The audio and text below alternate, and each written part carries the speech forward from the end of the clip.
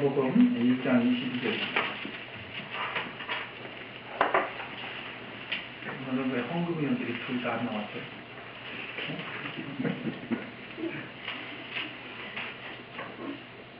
요한복음 1장 22절, 23절, 2절을 같이 읽겠습니다. 또 말하되 누구냐 우리를 보낸 이들에게 대답하라. 너는 내게 대하여 무엇이라 하느냐. 이르되 나는 선지자 이사야의 말과 같이 주의 길을 걷게 하라고 광야에서 외치는 자의 소리라 하니라. 31절입니다. 31절. 나도 그를 알지 못하였으나 내가 와서 그로 세례를 베푼 것은 그를 이스라엘에게 나타내려 하니라. 요한이 또 말하되 내가 매매 형이 우리를 가져가려고 하는 것에 와서 그의 머물렀노라. 나도 그를 알지 못하였으나 나를 보내어 그로 세례를 베풀라 하신 주가 나에게 말씀하시되 성령에서 누구에게 일이 머무는 것을 보고는 그가 곧 성령으로 세례를 베푸니 줄 알라 하시기에 내가 보고 그가 하나님의 아들이심을 증언하였노라 하니라. 아멘. 오늘 말씀은 좀 어렵습니다. 성경을 또 다 찾아야 되니까 성경을 잘 꼽아 찾아오시면서 잘 이야기를 경청해 주셨으면 좋겠습니다. 지난 시간에 예루살렘으로부터 보냄을 받아온 제사장들과 레위인들이 세례 요한에게 내가 누구냐, 내가 그리스도냐 물었죠. 세례 요한이 나는 아니다, 나는 그리스도가 아니라 하고 단호하게 대답을 했습니다. 그러자 그 사람들이 내가 그리스도가 아니라고 하면 넌 도대체 누구냐, 너는 너 자신에 대해서 무엇이라고 이야기하느냐, 그렇게 재차 물었습니다. 그러니까 세례 요한이 23절에 뭐라고 대답을 하죠? 나는 선지자 이사야가 말한 것처럼 주의 길을 곧게 하라고 광야에서 외치는 자의 소리다, 이렇게 대답을 합니다. 주의 길을 곧게 하라고 광야에서 외치는 자의 소리다. 지금 우리가 읽은 요한복음에는 구체적으로 나와 있지 않지만 다른 복음서에는 이 부분이 비교적 구체적으로 소개되고 있습니다. 그 중에 특별히 누가복음의 기록을 제가 읽어드리겠습니다. 요한이 요단강 부근 각처에 와서 죄사함을 받게 하는 회개의 세례를 전파하니 선지자 이사야의 책에 쓴 바 광야에서 외치는 자의 소리가 있어 이르되 너희는 주의 길을 준비하라. 그의 오실 길을 곧게 하라. 모든 골짜기가 메워지고 모든 산과 작은 산이 낮아지고 굽은 것이 곧아지고 험한 길이 평탄하여질 것이요 모든 육체가 하나님의 구원하심을 보리라. 이것은 말 그대로 이사야 선지자의 글을 인용하고 있는 것입니다. 이사야 40장으로 가겠습니다.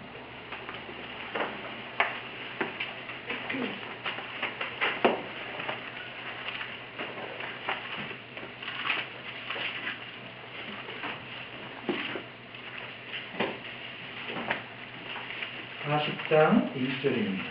구약성경 이사야 40장 1절.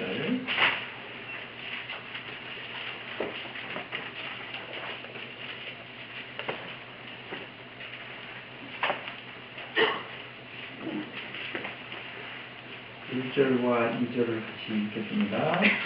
너희의 하나님이 이르시되 너희는 위로하라. 내 백성을 위로하라. 너희는 예루살렘의 마음에 사도하며 그곳에 외치라.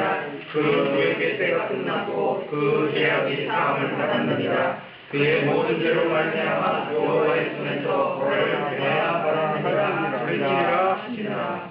아멘.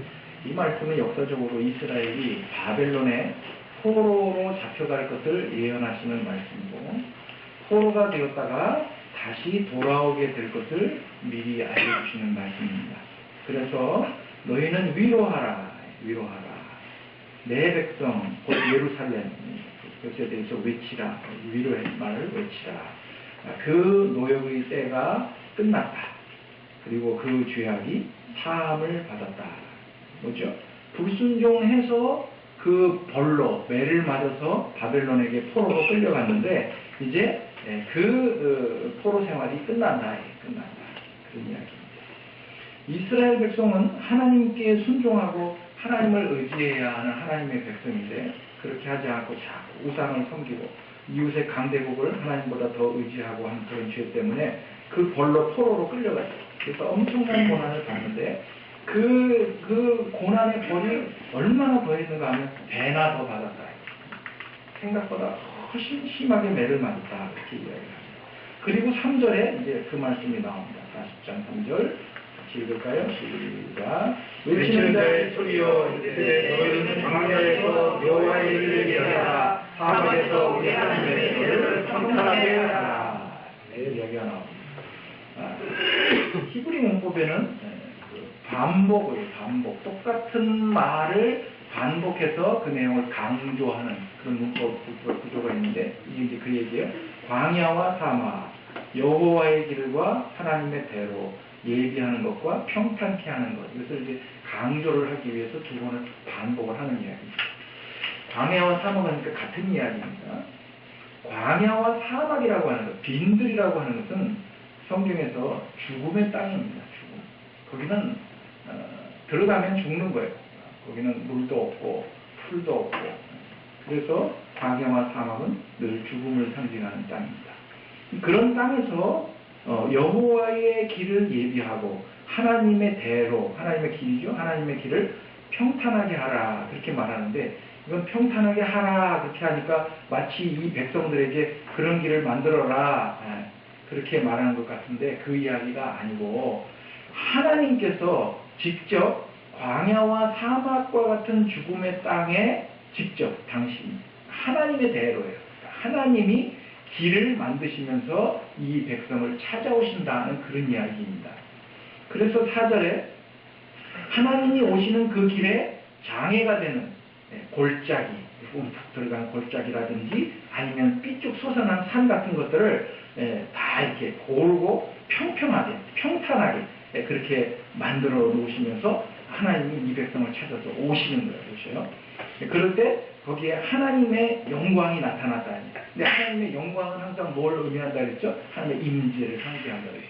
그러니까 하나님이 거기에 나타나시는 것을 볼 것이다. 그렇게 이야기를 하는 거예요. 누가? 모든 육체가. 모든 사람들이 그것을 보게 될 것이다. 이렇게 말하는 것이죠.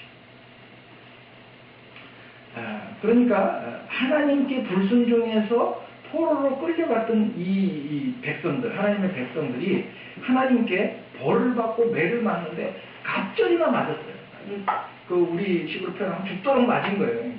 너는 오늘 아주 그냥 다리봉댕이가 뿜질러지게 그래서 물을 걸어 잠그고 애를 방으로 끌고 들어가고 이 자식도 왜 이렇게 때리다 보면 자기 감정이 더 해갖고 더 때리게 되잖아요. 때린 거예요. 근데 그렇게 벌을 주고 매를 때리고 했는데 그러면 이 백성이 달라졌느냐? 이게 안 달라진다는 거죠. 안 달라진 거예요. 고쳐지지를 않는 거예요. 그렇게 해서 고쳐지지를 않는 거예요. 그래서 다 죽어야 되는 거예요. 죽도록 때리면 죽지요. 그러니까 광야와 사막과 같은 처지가 돼 있는 이 죽을 수밖에 없는 거예요. 안 고쳐지니까.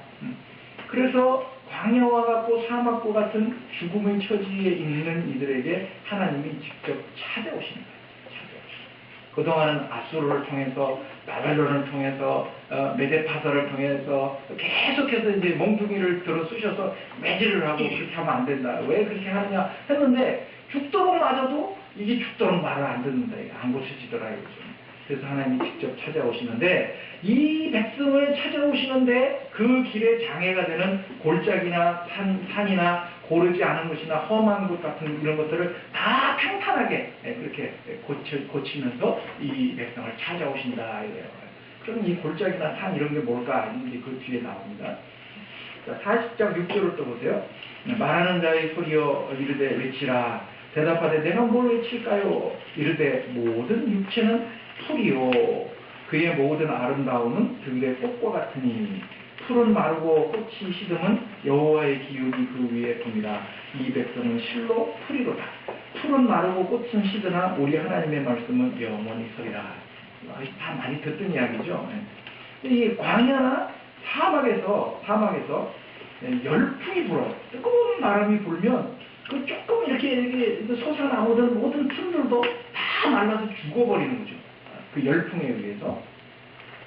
마치 그런 것처럼 거기 보면 여호와의 기운이 그랬어요. 이 기운이라는 말이 입김이라는 뜻도 있고 또 숨이라는 뜻도 있고 또 혹은 영, 성령이라는 뜻도 있습니다. 루크라고 하는 히브리 말인데 다 똑같은 뜻이에요.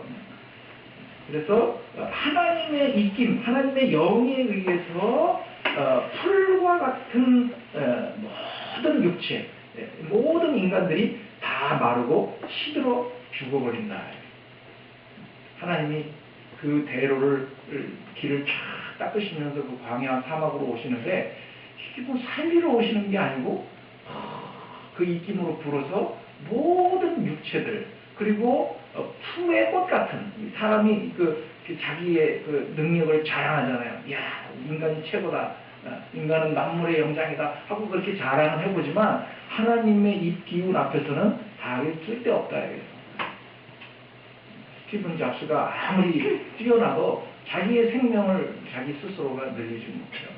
그러잖아요. 빨리 병원에 치료를 받을 걸 그러고 후회했다 그러잖아요. 그러니까 훅 불어버리면 다 말라 죽는 거예요. 인생이라고 하는 것은. 그렇게 된다. 그러나 하나님의 말씀은 영원히 선다.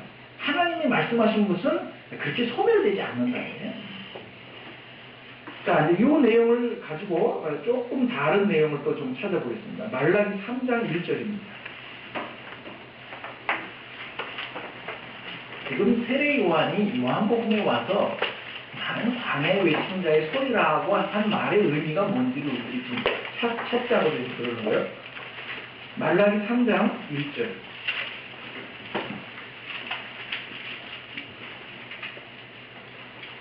만군의 여호와가 이르노라 보라 내가 내 사자를 보내리니 이게 이제 그 엘리야를 얘기하는 거고 세례 요한을 이야기하는 거죠. 우리가 이미 다 알고 있는 이야기니까 그가 내 앞에서 길을 준비할 것이요 또 너희가 구하는 바 주가 갑자기 그의 성전에 임하시리니 곧 너희가 사모하는 바 언약의 사자가 임할 것이라 그가 임하시는 날을 누가 능히 당하며 그가 나타나는 때에 누가 능히 서리요 그는 금을 연단하는 자의 불과 표백하는 자의 잿물과 같을 것이라 그가 은을 연단하여 깨끗하게 하는 자 같이 앉아서 레위 자손을 깨끗하게 하되 금은같이 그들을 연단하니 그들이 공의로운 잿물을 나 여호와께 바칠 것이라 그랬어요.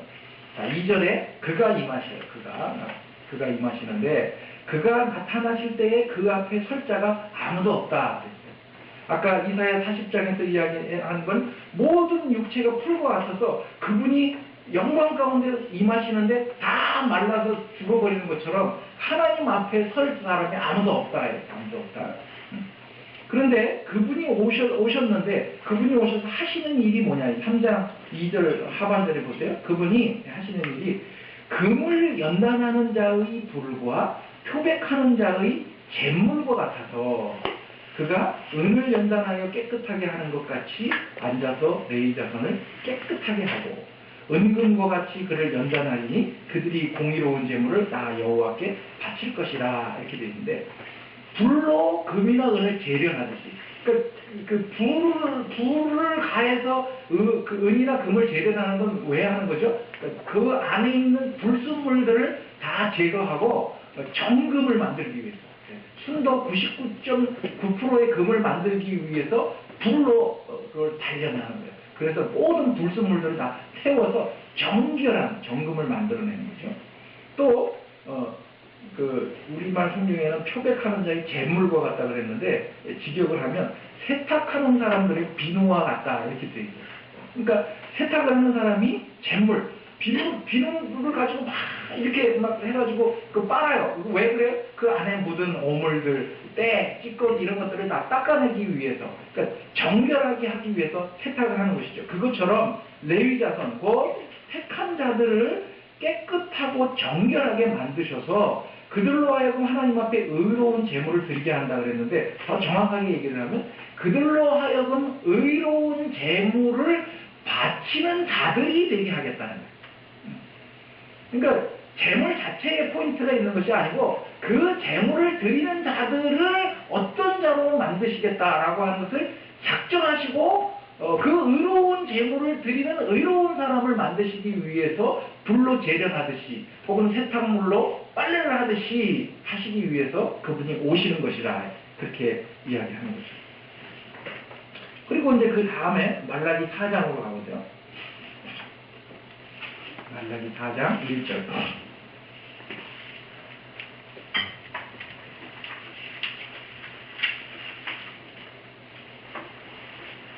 4장 1절. 만군의 여호와가 이르노라. 보라, 용광로 불 같은 날이 이르리니. 아까는 뭐라 했죠? 그가 나타나시는 때에 그랬죠. 이게 다 같은 말이에요.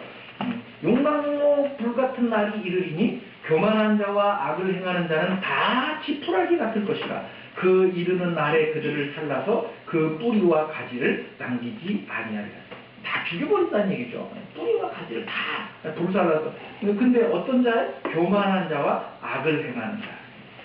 이게 다 같은 이야기. 앞에서 골짜기를 메우고 산을 깎는 것이나 금과 은을 재련하고 세탁물을 표백하는 것이나 여기 교만한 자와 악을 행하는 자는 다 지푸라기와 같이 태워버리는 것이나 다 똑같은 얘기예요. 그러니까 뭐예요? 하나님이 영광 가운데 임하시는데 거기에 장애가 되는 것들, 하나님의 영광에 장애가 되는 것들, 그런 모든 것들을 다 평탄하게 하고 지푸라기처럼 태워버리고 더럽고 정결하지 못한 것들은 재련하고 비누로 표백하듯이 다 그런 것들을 제거해 버리시는 일을 위해서 오신다. 하나님이 오신다. 그리고 4장 2절에 보세요. 말라기 4장 2절에 우리말 성경에는 그게 빠졌는데 그러나 라고 하는 말이 그 앞에 있어요. 그러나 그 히브리 접속사로 왜라고 하는 단어가 들어가 있는데 우리말에는 안 써놨어요. 그러나 그래야 이게 문맥이 이어져요. 그러나 그런 악하고 교만한 자들은 다 태워버려. 뿌리와 가지까지 아주 싹 쓸어서 태워버리지만 그러나 내 이름을 경외하는 너희들에게는 공의로운 해가 떠올라서 치료하는 광선을 비추리니 너희가 나가서 외양간에서 나온 송아지같이 뛰리라. 외양간에 갇혀있다가 나가서 자유를 만끽하는 송아지처럼 그냥 들고 뛰는 거죠. 기뻐서. 근데 거기 보세요. 해가 나와. 치료하는 광선이 나와. 요한복음에서는 어떻게 표현하죠? 참 빛으로 오신 예수. 이렇게 표현하죠. 그러니까 여호와를 경외하는 자들에게는 공의로운 해가 떠올라서 치료하는 광선을 비춰서 그들을 어떻게 하신다는 거예요? 죽이지 않고 살리신다. 그들을 온전한 자로 만들어 놓으신다. 고쳐 놓으신다. 치료하신다. 그런 얘기를 지금 하는 거예요. 5절, 4장 5절. 보라, 여호와의 크고 두려운 날이 이르기 전에. 여기서 또 날이에요. 다 같은 날이에요. 여호와가 임하는 날, 그리고 아까 앞에서는 주가 나타나시는 날, 용광로 불 같은 날. 이 다 같은 날이에요. 보라, 여호와의 크고 두려운 날이 이르기 전에 내가 선지자 엘리야를 너희에게 보내리니. 그랬으니까 여호와의 크고 두려운 날은 그럼 무슨 날이에요? 예수님이 오시는 날이에요. 예수님이 이 세상에 오시는. 이건 재림의 이야기를 하는 것이 아니고 예수님이 이 세상에 처음 초림으로 오시는 그날이 이르기 전에 내가 선지자 엘리야를 너에게 보내리니 그가 아버지의 마음을 자녀에게로 돌이키게 하고 자녀들의 마음을 그들의 아버지에게로 돌이키게 하리라. 돌이키지 아니하면 두렵건대 내가 와서 저주로 그 땅을 칠까 하노라. 그래서 바로 이제 이 일을 위해서 엘리야를 보냈는데 그 엘리야가 누구냐면 바로 세례 요한이야. 그래서 마태복음 11장 14절에 보면 너희에게 오리라고 한 그 엘리야가 바로 이 사람이다 하고 예수님이 그렇게 말씀하시거든요. 그러면 이제 이 세례 요한이 와서 무슨 일을 하느냐 이게. 아까 이사야 40장에서는 나는 외친 자의 소리라 이랬어요. 그 말씀을 인용하면서 세례 요한이 내가 바로 그 이사야 선지자가 얘기했던 외친 자의 소리라. 내가 그 사람이다. 그렇게 얘기를 했어요. 그리고 말라기 3장에서는 하나님이 내가 내 사자를 그 앞에 보낸다 그랬으니까 그 그리스도 앞에 보냄을 받아서 그 길을 예비하는 자로서 이 세례 요한이 이제 왔는데 세례 요한이 와서 뭘 했느냐? 뭘 했죠? 오자마자 세례 요한이 뭐라 그랬어요? 광야에서 회개하라. 하나님 나라가 가까이 왔다. 그러면서 뭘 했어요? 세례를 베풀었어요. 세례를 베풀었어요. 그러면 이 세례라고 하는 것이 도대체 뭘 의미하는 걸까? 요한의 세례를 회개의 세례라 그랬어요. 너희로 회개하게 하기 위해서 세례를 베푸는 것이라. 그래서 회개케 하는 세례에서 회개의 세례 보통 그렇게 이야기를 하는데 이 회개와 세례가 하나로 이렇게 엮여져 있어요.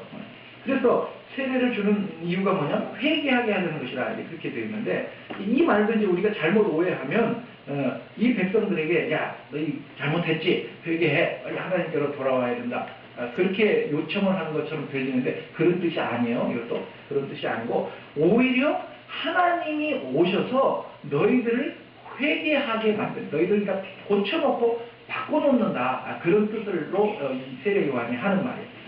요한복음 1장 31절에 보면 내가 와서 물로 세례를 베푸는 것은 그를 이스라엘에 나타내려 함이라.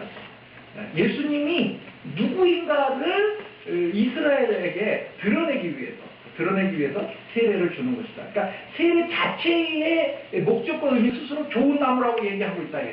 우리는 아브라함의 자손이라 그렇게 얘기를 하는데 웃기지 말아라. 하나님이 돌들로도 아브라함의 자손을 능히 만들어낼 수 있다. 그래서 너네가 잘나고 너희가 특별해서 아브라함의 백성이 된 줄 아느냐? 천만의 말씀 아니다. 아니다. 그렇게 독서를 내뿜는 거예요. 그렇게 얘기를 하시면서 너희들은 다 죽어야 되고 너희들은 나쁜 나무에 열매 자체가 나쁘기 때문에 나쁜 열매를 맺는 나쁜 나무니까 너희들은 다 죽어서 불태워서 없애져야 된다. 그러나 살 방법이 있다. 너희들을 살려내기 위해서 오신 분이 계시는데 예수 그리스도가 있다. 그러니까 너희 잘못을 뉘우치고 돌이켜서 하나님 잘못했습니다가 아니라 그렇게 해서 희망이야. 그렇게 못해. 너는 그렇게 못한다. 그런 것 자체가 불가능한 사람들. 우리가 하나님을 찾고 하나님 우리가 잘못했습니다 하고 나아갈 수가 없는 존재들이 우리 존재 자체가. 그러니까 어떻게 해야 되냐? 예수에게로 가라. 그래서 그분에 의해서 우리의 존재 자체가 죄덩어리가 불순물 덩어리가 전혀 새로운 존재로 다시 태어나지 않으면 안 된다. 그것을 지금 가르치기 위해서 세례 요한이 와서 하는 말이에요. 너희들 스스로 열매를 만들고 너희들 자체를 근거로 해서 구원에 이르는 방법은 없다. 그건 없다. 그래도 착하게 살면 하나님이 그런 거 없다. 구원을 얻을 만한 다른 근거를 주신 일이 없어요. 오직 예수밖에 없어요. 왜? 죄라고 하는 것 자체가 하나님과의 관계의 선상이에요. 그 관계를 회복할 수 있는 유일한 방법은 중보자로서 오신 예수 그리스도를 통해서 우리의 죄에 대한 죄책을 해결하고 죄로 인하여 오염된 우리들을 정결한 존재로 바꾸어 놓지 않고서는 아무리 해도 안 된다. 여러분 마치 이런 거예요. 소요리 문답에 보면 그 부분을 이런 식으로 묘사를 했어요. 배가 있어요. 배가. 근데 이 배가 무슨 배냐 하면 해적선이에요. 해적선. 해적들이 모여 있는데 해적들이 또 의리가 좋은지 자기네들끼리 서로 사랑하고 돌아보고 격려하고 말이죠. 아프면 말이지 내 손을 째갖고 피를 흘려가면서 피를 먹여서 자기 동료를 살리고 그렇게 해요. 그걸 선이라고 할 수 있느냐 이거죠. 해적선이에요. 해적선. 자체가 해적선이에요. 그런 것들을 보고 우리는 선이라고 이야기하지 않는다. 우리들 자체가 죄인이기 때문에 우리 속에서 우리들이 볼 때 야 저건 참 좋다. 저건 참 선하다. 저거는 참 덕스럽다라고 아무리 얘기를 해도 이미 우리의 신분 자체가 해적이기 때문에 우리들이 행하는 모든 것들은 해적의 행위에 불과하다. 소위 문답은 그렇게 묘사하고 그래서 불과 성령으로 세례를 주시는 그분에게 이스라엘 백성이 모세에게 속하듯이 너희도 그분에게 속해서 그분과 연합하지 아니하고는 너희들이 살아날 방법이에요. 근데 말이죠. 우리는 아브라함의 자손이야. 우리도 소경인가? 요한복음 그렇게 얘기해요. 거만을 떨죠. 우린 율법을 가지고 있다. 우리는 다르다. 자꾸 그렇게 얘기해요. 그러니까 우리 식으로 얘기하는 거예요. 내가 교회를 다닌 지가 지금 경력이 몇 년인데 그거 다 소용없다. 그거하고 그거하고 아무 상관이 없어요. 교회에 와가지고 제가 얼마나 많은 봉사를 했는데를 근거로 해서 여러분들이 구원받을 거라고 기대하지 마세요. 그거하고 아무 상관이 없어요. 그거는 상하고 관계 있나? 상하고도 상관없어요. 구원받지 못하는데 뭐 어디 가서 상 받을 거예요, 그러면. 구원을 받아서 하나님 나라를 가야 상도 받을 거 아니에요, 그나마. 근데 구원 자체가 없는데, 내가 교회 가서 열심히 했습니다. 그 상 주십시오. 너는 내 나라 백성도 아닌데 나한테 와서 상 달라고 그러냐, 그러시겠죠?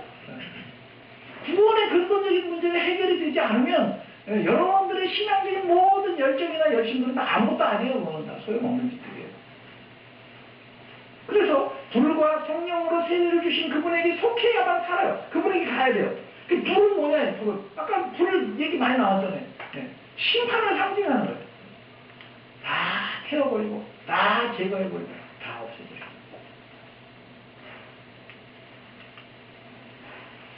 하나님 앞에 부정하고 불결한 것들은 영원히 꺼지지 않는 불로 다 태워서 하나님 심판하실 거예요. 그러면 성령은 뭐예요? 성령은 우리를 정결하게 하시고 우리 안에 새로운 영을 창조하시고 우리 안에 새로운 마음을 갖게 하시고 우리를 새롭게 하시는 하나님의 영이죠. 우리의 존재 자체를 바꾸는. 그래서 불과 성령이라고 하는 것은 심판과 구원의 상징입니다. 그 예수가 누구냐? 그분이 심판주이시며 동시에 구세주시다. 그러니까 그분에게 가요.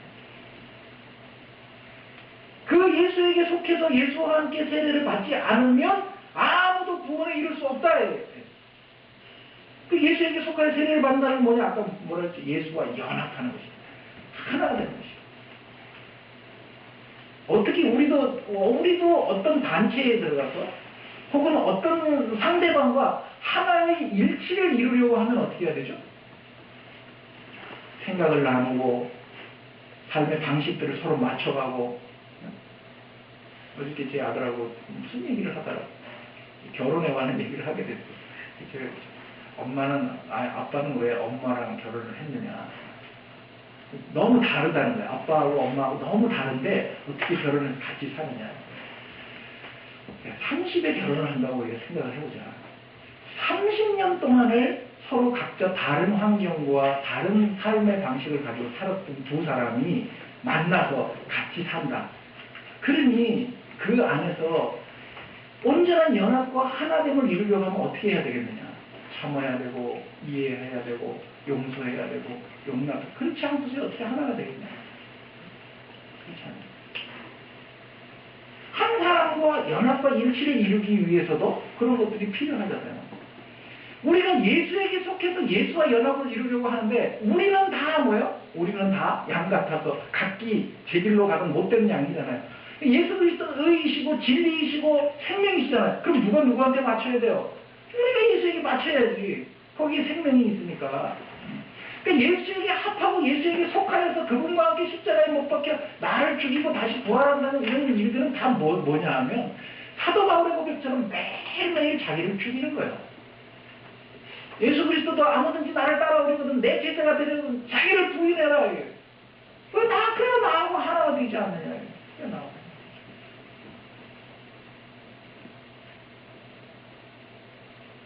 그랬어요. 30년을 제각각 사는 사람들이 싸우는 건 너무도 당연하다. 왜? 너하고 민주는 한 뱃속에서 한 집에 태어나서도 맨날 싸우잖아. 같은 생활 방식에서 같은 부모에 대해서 같이 컸는데도 맨날 싸우잖아. 죽여 살려. 그것도 죽여 살려 해다가도 언제 또 그렇게 친한지 또 둘이 붙었다고. 피는 물보다 진하다고 또 내 동생이 어디 가서 의도 터지고 오면 또 제일 격분하는 게 또 오빠 아니에요?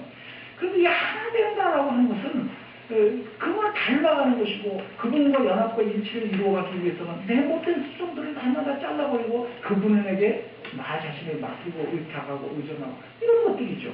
바로 그런 거예요. 그래서 보세요. 로마서 6장 10절에 로마서 6장 10절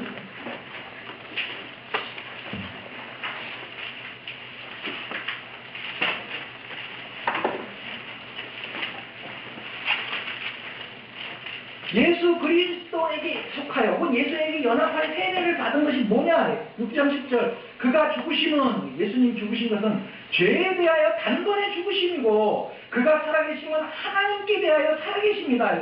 그러니까 이와 같이 너희도 너희 자신을 죄에 대하여는 죽여라. 죽여라. 죄에 대해서는 죽여라. 그리고 그리스도 예수 안에서 하나님께 대해서는 살아있는 자로 살아라. 이래요. 여길지어다 그러니까 나는 살아있는 자야 이렇게 오해하지 마세요. 여긴다는 말은 그렇게 여긴다는 말이 아니라 그렇게 살아라. 그렇게 살아라. 예수님께서 죽으신 것은 죄에 대하여 죽은 거예요. 난 예수에게 속해 있어요. 예수와 연합했어요. 예수와 연합한다면 나는 어떻게 나도 죄에 대하여 죽는 자가 되어야지. 예수 믿습니다. 아멘 그래놓고 나서 살살살살 말이죠. 또 죄나 짓고 말이죠. 그거는 합리화시키고, 아유, 뭐, 다 용서한다 그랬으니까. 과거에 지은 죄, 현재에 지은 죄, 미래에 지은 죄까지 다 용서한다 그랬으니까. 주여 용서하여 주시옵소서, 땡. 이렇게 해버리려고 그랬네. 그거 안 된다. 죄를 죽은 자라고 우리도 여겨야 돼. 그리고 누구 앞에 살아야 돼? 하나님 앞에 살아있는 자로 살아야 돼. 살아야 돼. 매일매일의 삶을 하나님이 지금 나를 쳐다보고 계시다라고 하는 하나님 면전의식을 가지고 살아야 된다 이거예요. 그게 구원받은 예수에게 속하여 있는 자의 삶의 태도라 이거예요.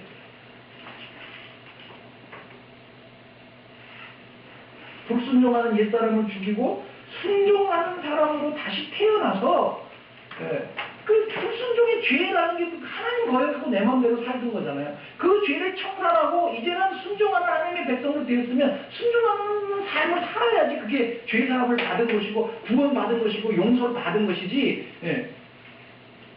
다시는 그렇게 하지 않겠다. 그래, 다시는 그렇게 하지 말아라. 근데 다시 그 짓을 하면 그거는 매가 늘지, 그죠? 매가 더 늘어나지 않겠어요? 6장 12절. 로마서 6장 12절. 그러므로 너희는 죄가 너희 죽을 몸을 지배하지 못하게 해라. 몸의 사욕에 순종하지 말아라. 여러분 하고 싶은 대로 하면서 살면 안 된다 이거죠. 내 육신이 내 욕망이 원하는 대로 따라가면서 살면 안 된다 이거예요. 그건 예수에게 속한 자가 아니에요. 또한 너희 지체를 불의의 무기로 죄에게 내주지 말고 오직 너희 자신을 죽은 자 가운데서 다시 살아난 자와 같이 하나님께 드리면서 살아가요. 직장 생활을 왜 해요? 내 육체적인 몸 하나 어떻게 해보자고 먹고 살자고 하는 거 아니에요. 하나님께 드리는 삶으로서 직장 생활을 하는 거예요. 공부는 왜 해요? 하나님께 드리기 위해서 하는 거예요. 하나님 앞에서 온전한 자로 살기 위해서 하는 거예요. 밥은 왜 먹어요? 밥도 깨작깨작거리고 먹으면 안 돼. 그래서 먹을 때 감사하고 말이죠. 그냥 고봉고 이렇게 그래서 탈지나? 아무튼 밥도 감사한 마음으로 먹어야 돼. 밥 시험하지 말고.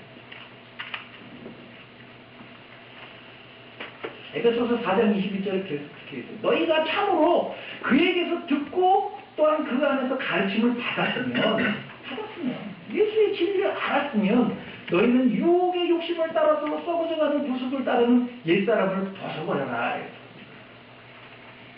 공동번역 성경에 이렇게 됐어요. 여러분이 그의 가르침을 그대로 듣고 배웠다면 옛생활에 청산하라. 예수에게 속하기 전에 내 삶의 생활 태도들을 청산하라 해요. 그냥 돈 그러면 그냥 같이 돌아버리고 말이죠. 불의와 불법과 부정을 행하는 것을 너무나 당연한 것처럼 여기면서 세상도 다 그러는데 말이죠. 그렇게 하는 옛 생활의 태도들을 다 청산해야 돼요. 정욕에 말려들어서 썩어져가는 낡은 인간성을 벗어버려야 해요. 마음과 생각을 새롭게 해서 하나님의 형상대로 창조된 새 사람으로 갈아입고 그 새 사람은 올바르고 거룩한 진리의 생활을 하는 것입니다. 안 되지요. 잘 안 돼요. 우리 옛 습관 지금 뭐 40년, 50년 뭐 그래도 그 10년, 20년밖에 안 된 학생 청년들은 고치기가 쉬워. 더 굳어지기 전에. 근데 보세요. 우리 주변에 나이 60, 70 되신 분들은 안 고쳐져요. 아니라는 거야. 죽어도 아니거든. 제가 옛날에 청양에 있을 때 산골마을에 있는 할머니 혼자 사시는 분 전도회로 갔는데 예수 믿으시라고 혼자 사시니까 이제 가서 말벗도 대드리고 또 가서 힘든 일도 같이 도와드리고 전도를 해서 뭘 했냐면 당신은 우리 시아버님 때문에 예수를 못 믿는데 우리 조상님들 때문에 내가 예수를 믿으면 얼마나 부귀영화 권세를 누릴 거라고 내가 내 조상님들을 거역을 하면서 내가 이 나이에 예수를 믿네요. 그게 굳어져 버린 거예요. 70평생을 살면서 굳어져 버린 거예요. 이걸 벗어 던지라 해요. 그래야 사. 왜? 이제 70년 살았잖아. 영원히 살아야 되는데. 근데 그분은 70년이면 인생이 끝이라고 생각을 하니까 아유 내가 삶을 얼마나 더 산다고? 아니요 할머니 앞으로 살아야 되는 날이 영원히 있는데 영원히 여기서 죽는 것이 끝이 아닌데 아니라는 거예요. 자기는 우리 시아버지 때문에 안 되죠. 제가 속으로 그랬어요. 그놈의 시아버지는 뭐라고 이혼을 내고 돌아가시겠죠. 그냥이나 돌아가시지. 그래야 당신 하나 망하고 말지. 응? 저 며느리까지 저렇게 망하게 만드시는 거. 저 마음이 답답하더라고요. 자기의 욕심을 따라서 자기 몸이 원하는 대로 자기 하고 싶은 대로 사는 사람은 아직도 구원에 이르지 못한 사람입니다. 물론 씨름은 하고 있죠. 우리가 씨름은. 그렇다고 해서 그런 목사님은 그렇게 안 살고 무슨 겨드랑이 뒤에 날개 숨기고 있습니까? 아니요. 저도 똑같습니다. 그러나 사도 바울의 고백처럼 오라 나는 권고한 사람입니다. 이 사망의 몸에서 누가 나를 건져낼까? 하는 갈등이 있었고 씨름이 있었고 매일매일 자기를 예수 그리스도 안에서 자기를 죽이려고 하는 그 자기 죽임이 있었고 자기 부인이 있었고 이것이 없이 그저 그냥 내 욕망대로 내 하고 싶은 대로 이러고 사는 사람은 예수 믿는 사람이 아니에요. 그거는 교회 다니는 사람인지 예수 믿는 사람이 아니라 그런 갈등과 그런 긴장, 삶의 긴장과 그 옛사람을 끊어버리려고 하는 그 자기 결단과 이런 것들이 없으면 변화받은 사람이 아니에요. 예수를 믿는다고 하면서도 여전히 죄에게 종로를 타고 자기 소견에 옳은 대로 행하고 자기 욕심을 따라서 살면 그거는 사망에 이르는 거예요. 그래서 로마서 6장 16절에 너희 자신을 종으로 내주어서 누구에게 순종하듯이 그 순종함을 받는 자의 종이 되는 것이라. 난 누구에게 종로를 타면서 사나 생각을 해보시라고. 난 누구에게 종로를 타나? 저는 종이 아닌데요. 아니에요. 나 자신에게 종로를 타면서 사는 거예요. 대부분의 사람들이. 다 자기 하고 싶은 대로 자기 소견에 오른 대로. 그래서 자기가 다 지난주에 얘기하면 자기가 그리스도야. 자기가 그리스도. 그래서 자기 자신에 대해서는 항상 모든 것이 정당하고 자기 자신에 대해서는 너무나 관용스럽고 자기가 아는 일은 뭐든지 다 옳고 세상의 모든 것들은 다 자기 중심으로 움직여야 되고 엄마 아빠도 다 내 중심이에요. 요즘 자식들 그렇게 키우면 안 돼요. 다 자기 중심이야. 다 자기 중심. 세상에 그런 게 어딨어요. 제가 우리 희주하고 민주를 가르칠 때 어릴 때 항상 그랬어요. 1번 누구? 하나님. 2번 누구? 아빠. 3번 누구? 엄마. 어릴 때 그랬어요. 5살, 6살 때. 1번 누구? 하나님. 무조건 하나님이에요. 무조건 하나님.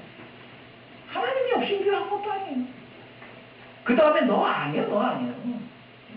아빠는 엄마를 더 사랑해요. 엄마는 아빠를 더 사랑해요. 질서가 있는 것이죠.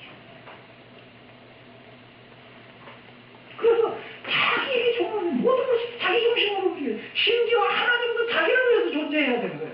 자기를 위해서. 신앙생활 하는 걸 보세요. 하나님 뭐요? 내 기도 들어주시오. 내 소원 들어주시오.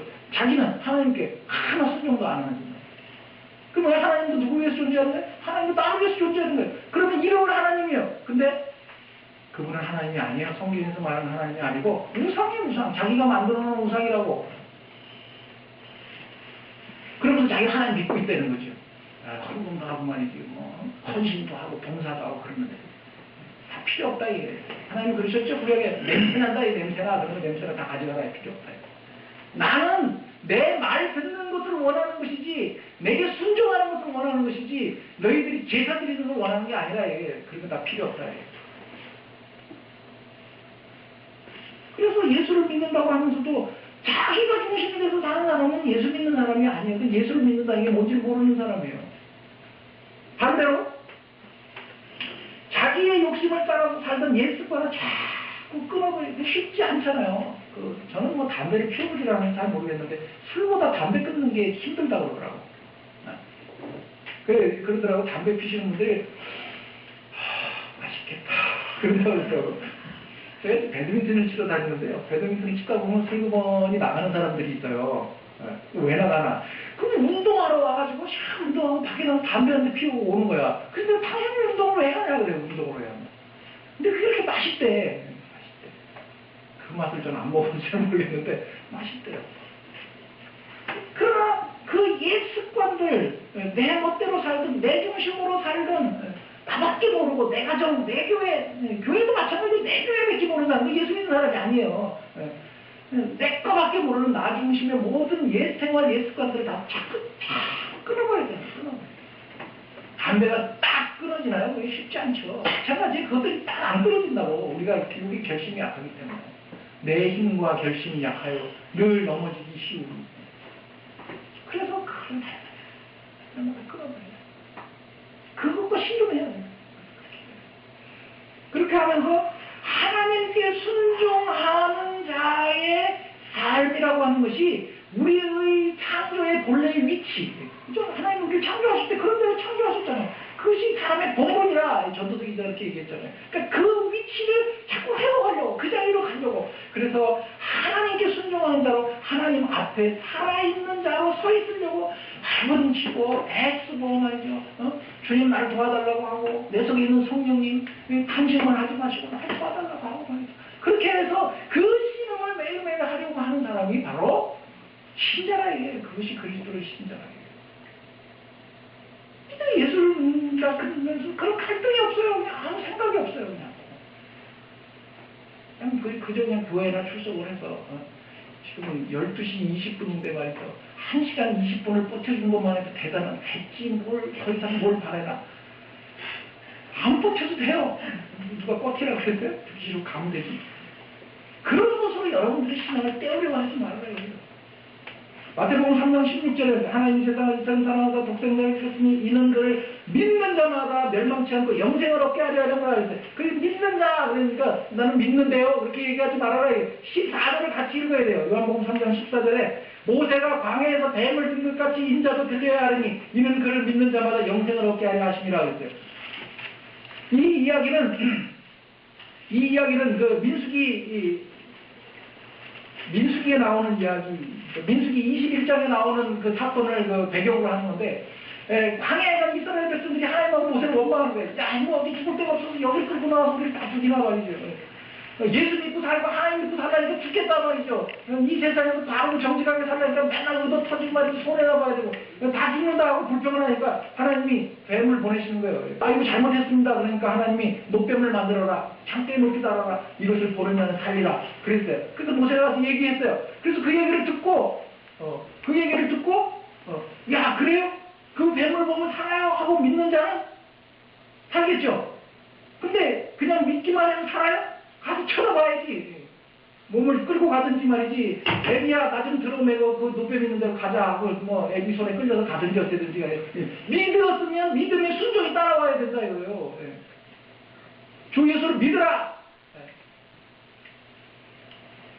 독생자를 주셨다. 그를 믿는 자는 그랬으면 그 믿는다. 아, 난 믿는다 해서 믿는 게 아니라 믿으면 반드시 순종이 따라와야 되는 거예요. 그래서 그 요한복음 3장을 쭉 나가다 3장 마지막 36절에 가면 뭐라고 얘기를 했냐면 아들을 믿는 자에게는 영생이 있고 아들에게 순종하지 않은 자는 영생이 없고 하나님 진노가 있다. 그러니까 믿음과 뭘 대조해서 얘기하는 거예요. 순종, 불순종을 대조해서 이야기하는 거예요. 그 믿는다는 건 뭐예요? 순종한다는 얘기, 순종한다는 얘기. 순종한다는 얘기. 그래서 순종이 따라가지 않는 건 믿음이 아니라 야고보서도 야고보서는 그렇게 얘기를 하는 거죠. 그러니까 날마다 자기의 욕심을 따라서 살지 않고 우리 몸에 정력을 죽이고 죄에게 종로를 닫지 않고 자기를 부인하고 하나님 말씀에 순종하면서 살려고 하고 자기에게 주어진 십자가를 지고 하나님께 종로를 담아서 살려고 이 믿음의 순종을 하려고 하는 사람이 이게 구원받은 사람이고 그렇지 않고 자기 욕심을 따라서 자기 마음대로 그냥 주일날 교회를 한번 가주면 되지 말이야. 그렇게 하는 사람은 구원받는 사람이 아니에요. 죄송하지만 아니라고. 죄송해도 할 수 없지 아닌 걸 아니라고 해야지. 그래서 신자로 사는 것이 힘들죠. 힘들어요. 그냥 사는 것보다 신자로 사는 것이 힘들죠. 그러나 힘들다고 해가지고 원망하고 불평하고 이스라엘 백성들이 마찬가지잖아요. 그러면 어떻게 노예로 가서 살아가야 애국으로. 저는 북한을 찬양하는 사람들을 정부에서 그런 법을 만들어서 그걸 보냈으면 좋겠어. 그렇게 좋은 그래 비자 말고 다 찍어가지고 가라. 보내는 거 가서 살면 좋지 찬양. 가면 안 갈 거야. 안 간다고. 왜 안 가? 거기가 그렇게 좋다고 그러면서. 힘들죠. 힘듭니다. 그러나 힘들어도 여기는 자유인이에요. 자기네들이 노예 생활을 하면서 거기서 고깃가마에서 고기를 얻어먹었으면 얼마나 얻어먹었겠어요. 그래도 거기가 좋다고 그러면 어떻게 할 수 없이 가야죠. 그 사람은 몸은 모세를 따라서 여기 와 있는지 모르지만 마음은 애굽에 있는 사람이라. 몸은 교회에 와서 앉아 예배를 드리는지 모르지만 마음이 아직 세상에 가서 아이씨 빨리 끝내지 지금 빨리 와서 할 일이 이렇게 하다는데 몸도 마음이 따로. 그래서 신자로 사는 것이 힘듭니다. 그렇다고 해서 원망하고 불평하고 피하고 포기하고 적당히 타협하고 그렇게 해서는 안 된다. 예수를 믿는다고 고백하는 그 고백 자체가 우리에게는 복이에요. 예, 그것이 복입니다. 그럼 세상 사람들이 아무리 우리가 설명해도 사람들은 알아먹지를 못해. 몰라요. 모른다고. 그 사람들은 복이 뭐예요? 오늘도 오다 보니까 딱 갖다 현수막을 붙였던데 500만 원씩 20년을 준다면요? 연금 복금. 엄청 그런 데만 관심이 있죠. 그래서 제가 오면서 우리 아들한테 진짜 한번 계산해봐라 얼마인가. 20년이면 12억이라고 저는 12억하고 천국을 안 바꾸려고 영원에 많은 것들을 소유한 사람들인데 뭘 그런 것들이 기웃거리겠어요. 그래서 우리에게 주어진 자기 부인 그리고 자기 십자가를 지고 순종하는 것 그리고 하나님이 우리들에게 주신 그 신자라는 이름을 가지고 이 세상에서 갈등하고 범민하면서 씨름하면서 그렇게 사는 것 그것 자체가 우리에게 복이 되는 겁니다. 근데 예수 믿는 건 너무 힘들다. 그 복이라니까요. 복이에요. 제가 늘 얘기하죠. 학교에 가서 공부하는 게 복이에요. 학교에 가고 싶어도 못 가는 놈들이 얼마나 많은데 복이라고. 그래서 한 구절 성경구절만 읽고 마칠게요. 요한복음 3장 17절에 그렇게 얘기를 했어요. 하나님이 그 아들을 세상에 보내신 것은 세상을 심판하려 하심이 아니요 그로 말미암아 세상에 구원을 받게 하려 하심이에요. 우리 구원하자고 우리를 고치고 우리를 깨끗게 하시고 우리를 온전한 사람으로 만들기 위해서 오셨어요. 그래서 그를 믿는 자는 심판을 받지 않는 것이에요. 그러나 믿지 아니하는 자는 하나님의 독생자의 이름을 믿지 아니함으로 벌써 심판을 받은 것이라 해요. 예수 안 믿고 자기 중심으로 살고 자기밖에 모르고 자기 욕심대로 사는 것 그것 자체가 뭐예요? 그게 심판이 심판 벌 받는 거라고. 벌 받는 거예요. 그 정죄는 그랬어요. 그 벌이 뭐냐 19절에 그 벌이 뭐냐면 벌은 이것이다. 빛이 세상에 왔을 때 사람들이 자기 행위가 악함으로 빛보다 어두움을 더 사랑하는 것이다. 예수에게로 나오지 않고 지 멋대로 살려고 하는 것이 지금 벌이 정죄받는 거라고 정죄받는 거예요. 여러분들은 신자요 예수 믿는 자요 하나님의 백성으로 여기 와 있는데도 불구하고 그 화와 그 벌을 자축하는 미련한 사람들이 되지 말아야 해요. 씨름하세요. 아침에 일어나자마자 눈 뜨자마자 하나님의 말씀을 읽고 기도하고 그거 그 좋아서 해요? 그 쉽지 않아요. 그냥 송이꿀 같이 달아가지고 말이죠. 아이고 내 꿀 어디 있어? 그래갖고 아침에 일어나서 뭐 목사는 일어나자마자 말이죠. 내 꿀단지 어디냐 그러고 이거 들여다보니까 저도 힘들어요. 새벽기도 나오는 게 목사는 말이죠. 오늘도 날개를 달고 새벽기도를 가자 그러고 헐헐 날아오는 거 아니에요. 어떨 땐 죽겠다고 새벽기도 나오기 싫어서. 그래서 제가 한번 그랬잖아요. 문자 여러분들한테 매일 아침마다 문자 보내는 거예요. 좋게만 해서 보내지 않아요. 어떨 때는 그냥 죽지 못해서 보낼 때도 있어요. 아니 솔직히 그래요. 그러나 그 씨름을 포기하면 안 되죠. 그래서 저는 감사한 거예요. 왜? 그 씨름을 포기할 수가 없어. 왜? 목사니까. 여러분 같으면 그냥 씨름은 싫다고 널브러져서 자고 그냥 안 하면 뭐 한 일주일 반 그러고 안 해도 되지만 이게 목사가 되니까 이게 쉴 수도 없고 안 할 수도 없고 아주 죽겠다고 그러죠? 그러나 그것이 감사한 거예요. 그게 족쇄가 돼서 족쇄가 돼서 자꾸 하다 보니까 그게 익숙해지고 하다 보니까 거기서 감사도 받고 하다 보니까 거기서 은혜도 있고 그래서 그게 감사한 거예요. 그거 싫다고 내던지면 어떻게 되겠어요? 그거 싫다고 내던지면 제가 평신도 같으면 새벽기도 나오겠어요? 안 나오지. 자야지.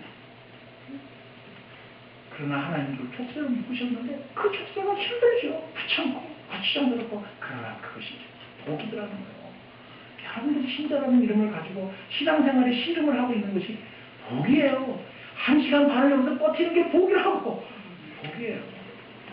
그 복된 신자의 생애를 여러분들이 늘 감사하면서 그 씨름을 잘 감당하면 마지막 날 주님이 여러분들에게 그렇게 얘기하실 거예요.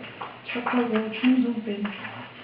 작은 일에 충성하였고 작은 일이지 뭐 무슨 대단한 우리가 무슨 지구를 들었다 놓는 것도 아니고 말이죠. 무슨 스티븐 잡스처럼 말이죠. 무슨 대단한 일을 한 것도 아니고 뭐 하는 거예요?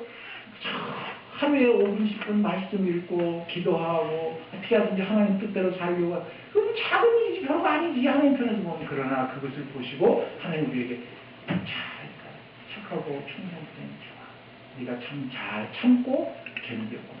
끝까지 견디는 자가 복이 있거나 그렇게 말씀하십니다. 이 씨름을 여러분들이 잘 감당할 수 있게 주님 이름으로 축원합니다. 기도하겠습니다. 하나님 아버지 은혜를 감사합니다. 하나님 아버지라고 부를 수 있는 이것이 얼마나 크고 놀랍고 귀하고 아버지 우리에게 주어지는 특권인 줄을 저희들이 새삼 깨닫습니다. 신자라고 하는 이름으로 씨름하고 이 세상에 나가서 얻어터지고 이 세상에 나가서 손해보고 사람들에게 손가락질 당하고 우스갯소리로 놀림을 당하는 것이 복이라는 것을 오늘 새삼 깨닫습니다. 아버지 그런 것을 경험할 때마다 내가 이 세상에 속한 자가 아니고 하나님 나라에 속한 자가 맞구나 하고 하나님께 감사하는 자들이 되게 해주시고 이 세상에서 자존심 세우려고 이 세상에서 체면 세우려고 하나님을 부정하고 부인하는 어리석은 자들이 되지 않도록 하나님 은혜를 베풀어 주시옵소서. 광야에 외치는 자의 소리가 있으니 세례 요한이 와서 우리에게 바로 이분이다. 예수에게 속하여서 너희가 세례를 받아야 한다고 말씀해 주셔서 우리들이 예수와 함께 세례를 받았습니다. 하지만 우리의 옛 습관들이 우리 몸에 남아있었어. 하나님 지금도 내 멋대로 하려고 하는 옛 습성들이 나를 괴롭힙니다. 내 속에서 일어나는 욕심들이 이 세상에서 한몫 잡아보자고 이 세상에서 잘 사는 것이 최고라고 그렇게 자꾸 유혹합니다. 하나님 아버지 매일매일 자기를 부인하고 자기 십자가를 지고 자기를 죽이는 이 싸움을 저희들이 잘 감당할 수 있도록 내주하시는 성령님 우리를 도와주시기를 바랍니다. 매일마다 말씀으로 우리를 다그쳐 주시고 깨우쳐 주시고 가르쳐 주셔서 하나님 날마다 하나님께 속한 자로서의 이 싸움을 잘 감당하는 우리의 생애가 되게 하여 주시옵소서. 주 예수 그리스도의 은혜와 하나님의 사랑과 성령의 교통하심이 이 싸움 감당하기로 새롭게 작정하는 사랑하는 모든 교우들에게 지금으로부터 영원토록 함께 있어지기를 축원하옵나이다. 아멘.